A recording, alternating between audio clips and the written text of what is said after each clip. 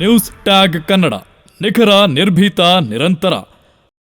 154 ಎಕರೆ ಏನು ಜೀನ್ಸ್ ಪಾರ್ಕ್ಗಳಿಗೆ ನಿಗದಿ ಮಾಡಿಕೊಂಡು ಅದಕ್ಕೆ ದುಡ್ಡನ್ನು ಅವಾಗ ರೈತರಿಗೆಲ್ಲ ಕೊಟ್ಟಿದ್ದೀವಿ. ಜೀನ್ಸ್ ಪಾರ್ಕ್ ಉದ್ಘಾಟನೆಗಿಂತ ಡೇಟ್ ಫೈನಲೈಸ್ ಆಗಿಲ್ಲ. ಜೀನ್ಸ್ ಪಾರ್ಕ್ ಉದ್ಘಾಟನೆಗೆ ನಮ್ಮ CM ಅವರು, DCM ಅವರು, ನಮ್ಮ ನಾಯಕರಾದಂಥ ರಾಹುಲ್ ಗಾಂಧಿ ಸಾಹೇಬರು ಮತ್ತು ನಾಸಿರ್ ಹುಸೇನ್ ಸಾಹೇಬರು, ನಾಗೇಂದ್ರಣ್ಣ ಅವರು ಎಲ್ಲರೂ ಬಂದು ಜೀನ್ಸ್ ಪಾರ್ಕ್ ಸ್ಲೋ ಆಗ್ತೈತೆ ಸರ್, ಸಡನ್ ಆಗಿ ಮತ್ತೆ ವೇಗ ಪಡಿತು. ಇಲ್ಲ, ಸ್ಲೋ ಏನಿಲ್ಲ. ಈಗ ಲ್ಯಾಂಡ್ ಈಗ ಎಲ್ಲ ಹಿಂದೆಗಡೆ ಏನೇನು ನಡೆದಿದೆ ಅಂತೇಳಿ ಪಾಪ ವಾಸ್ತವಾಂಶ ಗೊತ್ತಿಲ್ಲ, ಏನು ಕೆಲಸ ನಡೀತಾ ಇಲ್ಲ ಅಂತೇಳಿ ಬೇರೆ ಬೇರೆ ಪಕ್ಷದವರು ಬೇರೆ ಬೇರೆ